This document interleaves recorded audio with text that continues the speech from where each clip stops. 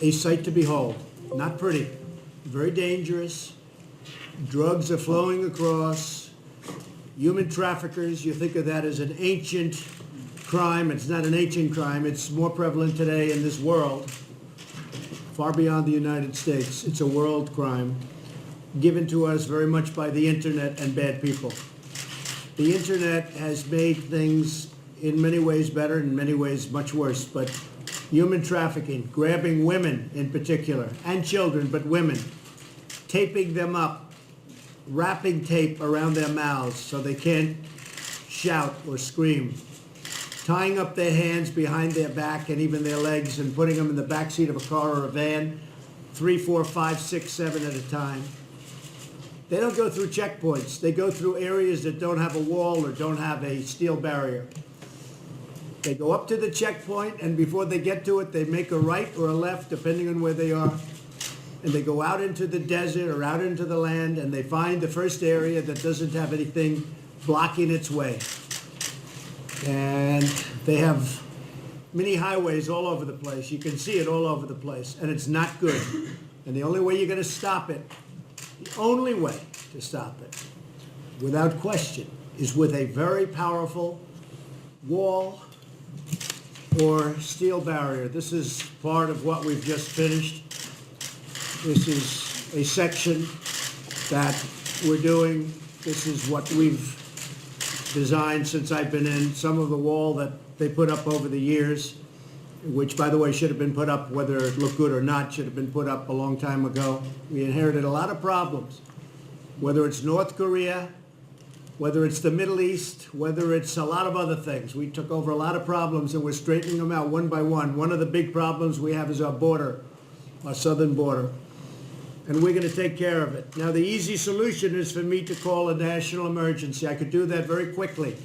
I have the absolute right to do it, but I'm not going to do it so fast, because this is something Congress should do, and we're waiting for the Democrats to vote. They should come back and vote.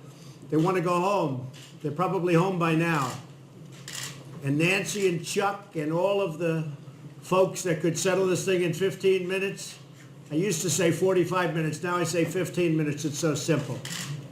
We need money for a barrier. If we don't have a barrier, we're just wasting all of the other money. There's no technology that's any good. I think you'd say that. You know that probably better than anybody, most of you guys. You know, without the barrier, you don't have security. Without the barrier, you have people driving in loaded up with drugs, with smuggled people, with all sorts of things that you don't want to know about.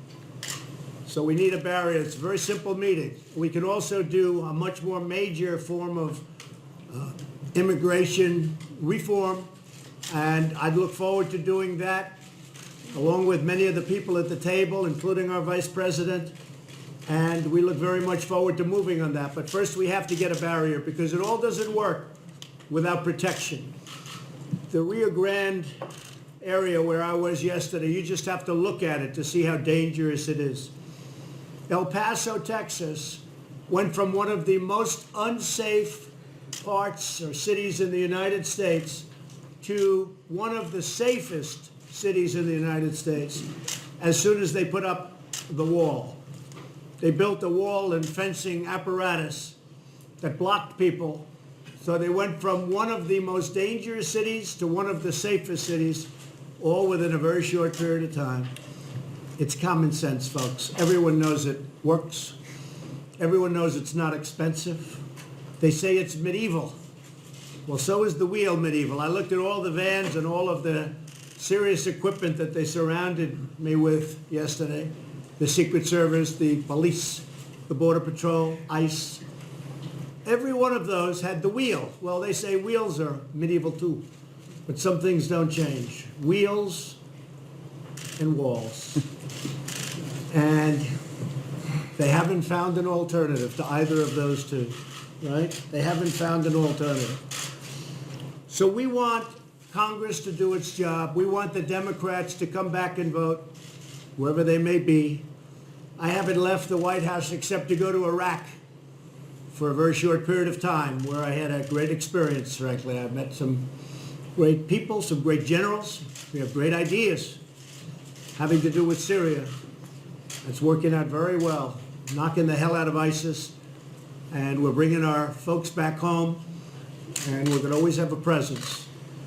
And it's working out very well. A lot of things are working out well. North Korea is working out very well. A lot of things are working out well, but the southern border is something that should be easy. So what we're not looking to do right now is national emergency.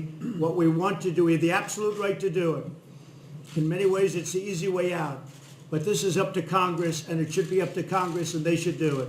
And if they can't do it, if they yell that we can't do it, there's no way we can vote for security. There's no way we can vote for safety. All Nancy and Chuck have to do is tell me. And you know what?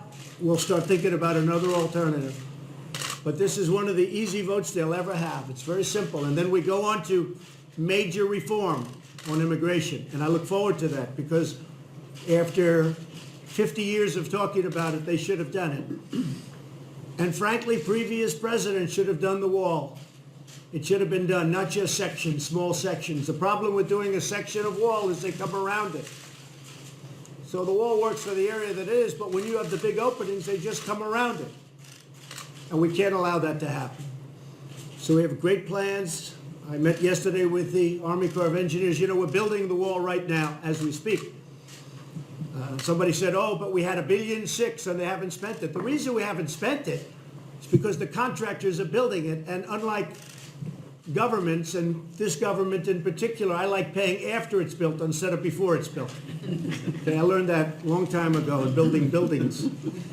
You let your contractor do the work, and then you see if they did a good job, and if they didn't do a good job, don't pay them. And if they do a good job, pay them fast. So a lot of fables were told, a lot of lies were told. So we're building wall as we speak. We've done a lot of renovation. Some of the renovation, we had no choice. We had to rip it down and build new wall. You'll see that in San Diego and some other areas where we actually went to a new wall because it was almost better and cheaper in some ways than trying to renovate old garbage that wasn't going to work. And in some cases, you had a good structure, you had a good basis, less expensive to renovate, generally speaking, and we've done a great job. So we've done a lot of renovation. We've done new wall, and we're building the new wall as we speak. And the money that they say we didn't spend has been spent, but it hasn't been paid. There's a big difference. And when the contractors finish up, they get paid, and they're doing a second section. Army Corps has been very impressive. Working with them has been great. The new wall that we've designed is really beautiful. It's visual. You can see through it, which you have to be able to do. I mean, I'd like to have a concrete wall in one way, but in another way it wouldn't be very effective because you can't see to the other side. So these are steel walls, and in many cases steel walls, it's steel that has concrete inside. It's pumped into the steel. It's hollow, and it's pumped into the steel, so it's sort of a combination of both, which is not a bad combination. So I just want to thank the people at this table, some very special people, some great friends of mine. And what I thought I'd do is just go down to my left, and maybe I'll have 3 or 4 of you say a few words to the press, and then we can all start talking about what we'll be talking about, okay? And Bunny, you've been a friend of mine for a long time, right from the beginning, and I appreciate it. And maybe I'll start with you, and we'll go over to AJ. Thank you. Thank you, Mr. President. I'm the Sheriff of Chester County, Pennsylvania. Thank you for inviting us here today. Chester County is located, as you know, just southwest of Philadelphia, an area you're familiar with. We're known as a healthy, wealthy, and wise county and the home of QVC. That's right. I like to tell you that because I want to let you know what a wonderful county it is of 500,000 people. And I want to share with you a very short story of a young boy named Ben who took a trip one night from Chester County into the city of Philadelphia, where he acquired heroin laced with fentanyl. Mm-hmm.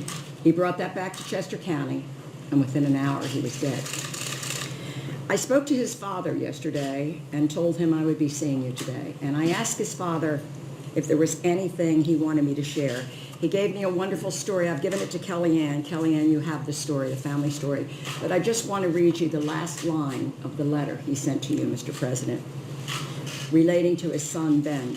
His body was exposed to a heroin substance, new on the scene, laced with fentanyl 100 times the strength of morphine, which stopped his heart and breath, robbing us of our only beautiful boy. Drugs that came over our unprotected southern border, and by the way, the DEA did trace this directly to a cartel over the Mexican border. Drugs that came over our unprotected southern border, wreaking havoc on the lives of hundreds of thousands of lives and millions of loved ones. We need to do something about this. Please, Mr. President, hold the bill. Thank you. Let's please say hello. Okay? Thank you very much. Appreciate it. AJ, Sheriff. Mr. President, from the men and women of law enforcement at the federal, state, and local level, we thank you for standing tall for us. Let me address the word manufacturer that we keep hearing.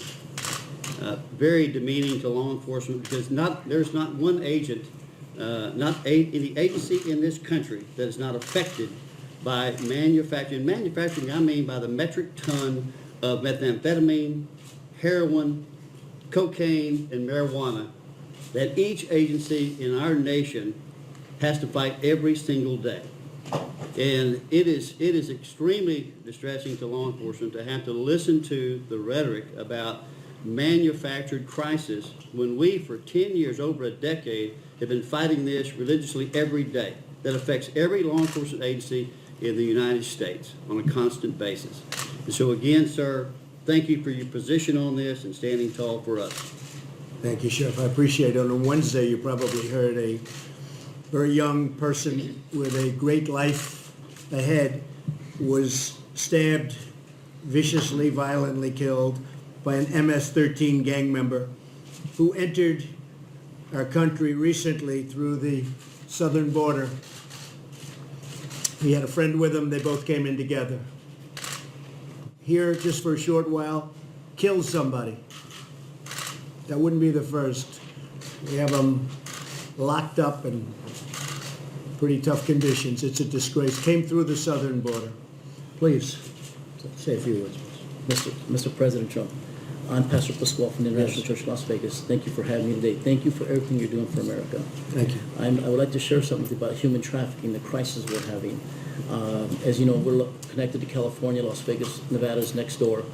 Many of the girls that are being brought across the border through the San Diego area are end up in Las Vegas.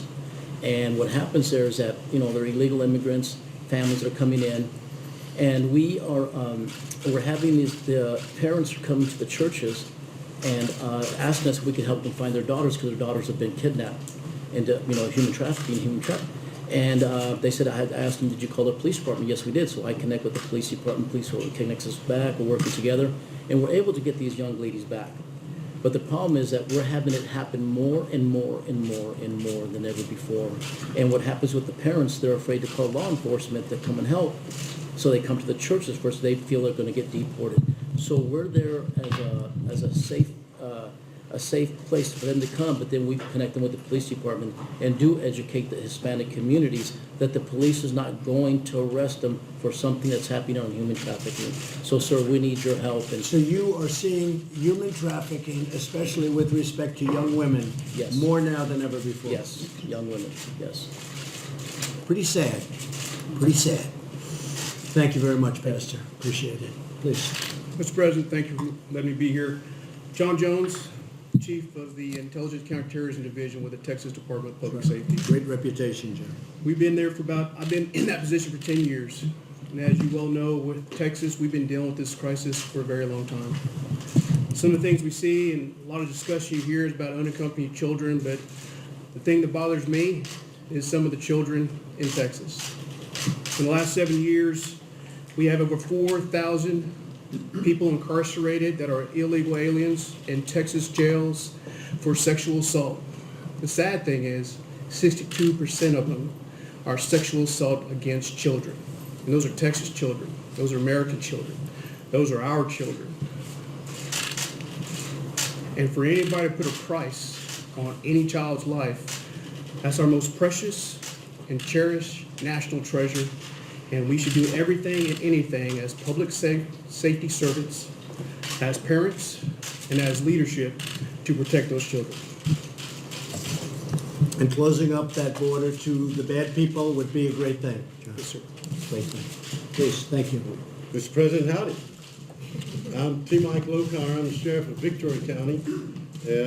We're just north of Corpus Christi. Right. We're part of that Harvey territory, which got damaged that you came. And we appreciate you and the vice president coming to see us and visiting with us and supporting our progress.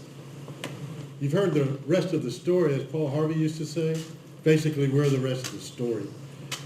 In 2003, there was unfortunately a national incident in our county with regards to loss of life. 19 people lost their lives in a tractor-trailer incident. I was one of the first responders. I walked around, and what I saw was a pile of deceased individuals with one child deceased as well, to which was in the arms of the children, of the father.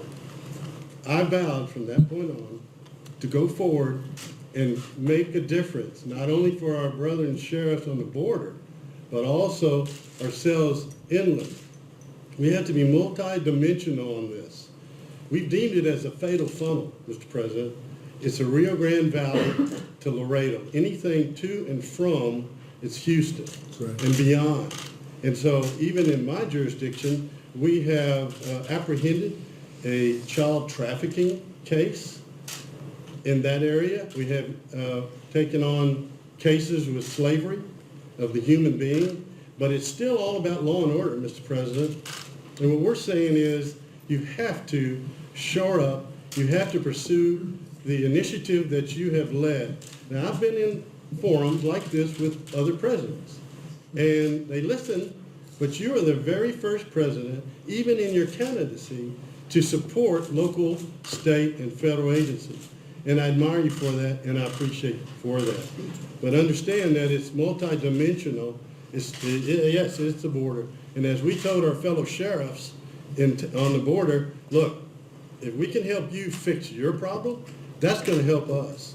And every day, my deputies, along with Sheriff Louderback, because we're adjacent to each other, are in pursuit, dealing with one thing or another with transnational criminal activities. But I want to comment one more thing, I'll move on. I appreciate you taking ONDCP, putting it back on that cabinet level. I serve on the Houston HIDA, which takes, Houston and all the way to South Texas. If it weren't for the HIDAs and ONDCP and funding, and this is your best resource now, I'm sure some of the feds may differ, but there's a matrix of state, local, and federal that are part of those HIDAs across the nation, and they are the subject matter expert. And they have helped us with information, intelligence, outreach, etc., to try to work on this. But until we have this means of a barrier, wall, call it what you want, Right. you've got to have that before we can solve our problems down the road. Thank you, Mr. President. Thank you, Sheriff. When you talk about the big trailers coming in and loaded up with people and the doors are locked in the back, and sometimes they're left abandoned and they all die a hell of a death. They're suffocated. They come from the other side of the border. They don't go through a checkpoint. Can't go through a checkpoint because they open up the back doors, they take a look. So you go and they go out onto the different areas, depending on where you're going, what checkpoints. They go in between the checkpoints. Most of the problem, we had a lot of drugs, a lot of things at the checkpoints, but they're usually hidden in hubcaps and engines and under the floor. But the big stuff comes in between the checkpoints. And the trailers come in loaded up with people with the doors locked in the back. They don't even give them a chance. The doors are locked. And sometimes you have the drivers running away. It's a disgrace. All of this comes in between the checkpoints where there is no wall, because you'll have some wall, a little wall, left and right of a checkpoint, generally speaking. But in between checkpoints, you may have 50 miles, 60 miles, even 100 miles. And that's where tremendous problems occur. And even yesterday I read where, fairly close to where I was, like 26 people were killed. Yes. Gang members and drug dealers, they were killed like a few days ago, right next to where I spent quite a bit of time with great people from Border Patrol. You know about that? You heard about that? Right. This was like, it's amazing because it got no publicity. I didn't see it. You don't read about this stuff. They're not telling you the truth about, really, you're doing this country a tremendous disservice. You're not telling the truth about the criminal activity and the crime. 26 people or thereabouts. What was the number? 26? Yes, sir. Everybody knows it. 26 people were killed over the last couple of days. Nobody even talks about it. I haven't heard about this young person that was killed yesterday, 16 years old, brutally murdered. I haven't heard anything about it. The media is not telling the American public how bad it is, how dangerous it is. I mean, I read a little story about the 26. I said, how could that be a small story?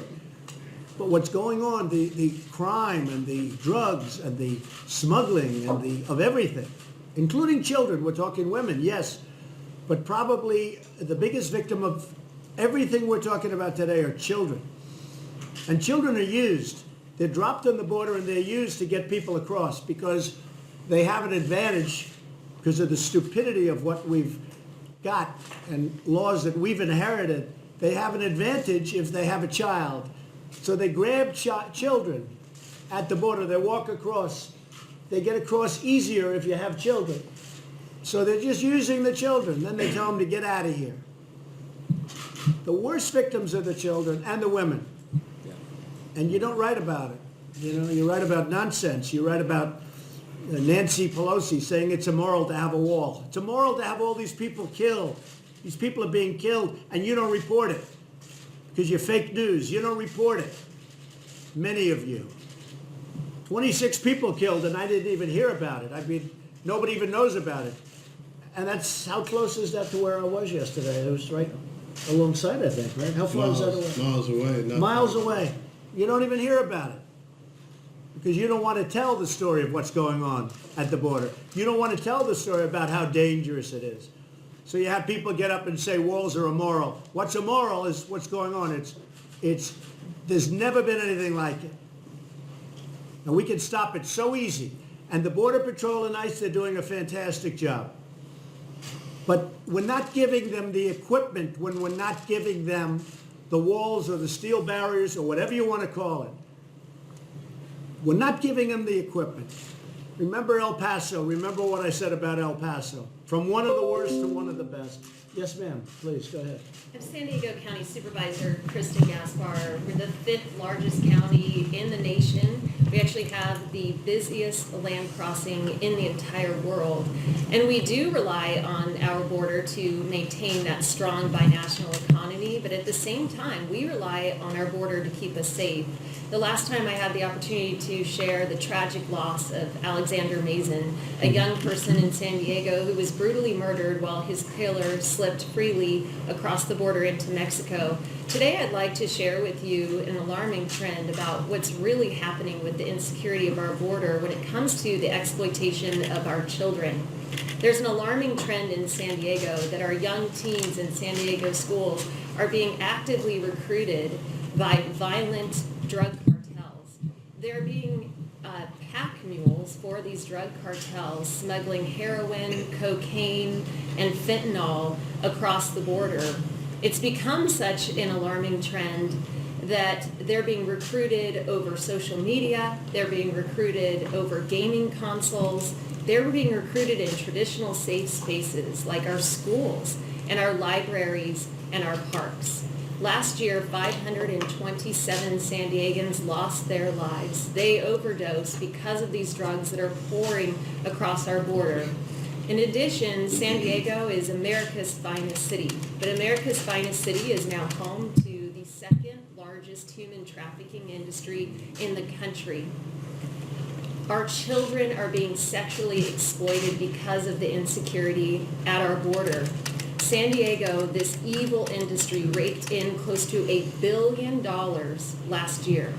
There are 12,000 human trafficking victims and survivors in San Diego County alone. The average age, 16 years old. 16 years old. A third of this trafficked population are the very immigrants who have come to the United States to make for a better life. Now, 2,200 miles from Washington, D.C., representatives like me are held accountable by these families and these victims each and every day while a standoff continues here. And so I challenge our congressional members to meet with these families, to meet with these victims, to look them in the eye and tell them that this is not a crisis. Thank you for the Thank opportunity you very to be much. here. Thank you very much. And this is where I ask the Democrats to come back to Washington and to vote for money for the wall, the barrier, whatever you want to call it, it's okay with me. They can name it whatever they can name it, peaches. I don't care what they name it, but we need money for that barrier. I will say this, the Republicans have been rock solid. They want this to happen.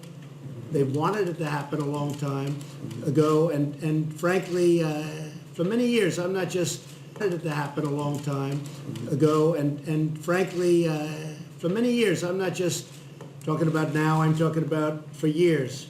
I gave yesterday an example with Israel. For many years, everybody campaigning for president said they were going to move the embassy to Jerusalem, the American embassy to Jerusalem. This went on, Pastor, as you know, for many, many years, many presidents, dating back all the way to who was the first. And they never did it. And I said the same thing, same words, same campaign, but I did it. I got it done, and people are very happy. Jewish population and evangelicals, unbelievably happy. I did it. I understand why they didn't do it, because it was very tough to do. It met with a lot of nasty talk before I did it, and then I did it, and it was done. And now we've just opened up the embassy, as you know, long ahead of budget and schedule, and way under budget. Like, how about $1 billion under budget? Opened it up for almost nothing, an existing building that we renovated. But the fact is, for years and years, I heard about the embassy going to Jerusalem, and the people would campaign. They're in for 4 years, they're in for 8 years. They'd never get it done. I got it done. This is a very similar thing. I've been hearing about putting a really good wall, and in my case, I like to say a beautiful wall, because I think it makes a difference. I've seen some of the wall they put up. It's so unattractive that I can understand why other people don't want it. But this is a great looking structure. I mean, it's going to look great. It's going to do the trick beyond belief. It's far better than anybody had projected. We have it at a much lower cost, and it's better, stronger. It's better. And you have the vision through. You're able to see through. But we're going to get it done. And I compare that to the embassy because they talked about it for 45, 50 years, longer. And we got it done. We're going to get this done too. Now, Republicans are rock solid. I have to hand it to them. Mitch McConnell, every one of them. Kevin, they have been so strong on this. I'm very impressed. The Democrats are just following politics. And I'm not saying that for any reason. In other words, I guess they're looking at 2020. They think, gee, if we can hurt Trump, we'll have a better chance at winning an election. This isn't about winning an election. This is very simply, very simply about doing what's right for the country. And we have to do what's right for the country. This is common sense. This is not sending rockets to the moon. This is common sense. We have to have this. The country has to have it. They've been talking about it for 35 years. And they do little pieces, a little piece here, a little piece there, put a piece where we need it. The people just go around it. We have to have it. It's got to get done. It's got to get done now. Congress has to do its duty. And the Democrats have to help us. They have to come back to Washington, and they have to vote for border security. They have to vote for safety. It's national security, too. They have to come back and they have to vote. It'll take us 15 minutes. And then we're going to get on to much bigger immigration reform, because we should do that. We should do that. I want to thank everybody for being here. We're going to have now the rest of the meeting.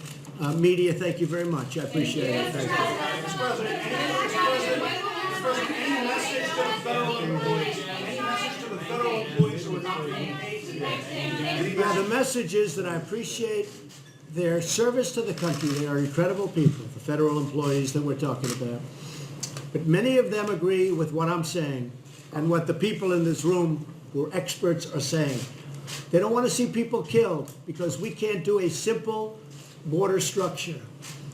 And I appreciate their incredible support. We have, yesterday, I was watching this morning and reading this morning that so many people are saying the president is doing what's right, and even though it's affecting us short-term, temporarily, as you know, a bill was just passed, which I will sign in Congress, making sure that everybody's going to be paid immediately upon when this is over. But I just really appreciate the fact that they have handled it so incredibly well. And many of them agree with what we're doing. We have no choice. Steve, go ahead. Well, 24 hours ago, you were saying you were probably going to declare a national emergency. No, I said I could do it, but well, I'll tell you what. It's the easy way out. But Congress should do this. This is too simple. It's too basic.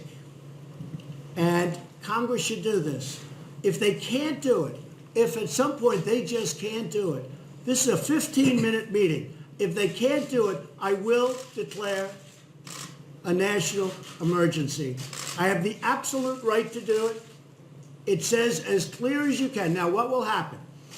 I'll be sued. It'll be brought to the Ninth Circuit. And maybe, even though the wording is unambiguous, just like with the travel ban, it'll be appealed to the Ninth Circuit, and we'll probably lose there too, and then hopefully we'll win in the Supreme Court. But that's what happens. You can take the most perfectly worded document, as we have in this case, and they'll always bring it to the Ninth Circuit. And then you never know what's going to come out of the Ninth Circuit. And you never know what's going to come out on appeal. But fortunately, we have a Supreme Court that's treated us very fairly. So I'd rather not do it because this is something that Congress should easily do. This is something that the Democrats should do. And I don't want to give an easy way out of something as simple as this. Not only simple, it's easy, and it's going to secure our country. You know, we have a country that is under siege. You could actually, a lot of people don't like the word invasion. We have a country that's being invaded by criminals and by drugs, and we're going to stop it. So I want the Democrats to come back to Washington and vote. Thank you very much. Thank you, everybody. Thank you. Thank you. Thank you very much, everybody. You don't have anything to say about these accusations that you're overhyping the problem. Thank you very much. Thank you. Good job yesterday. I appreciate your sales pitch.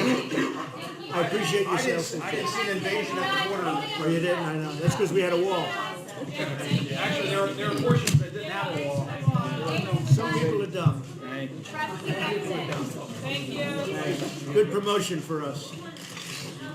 It was a great promotion. Did you see that, Les? Thanks, everybody. He thought it was about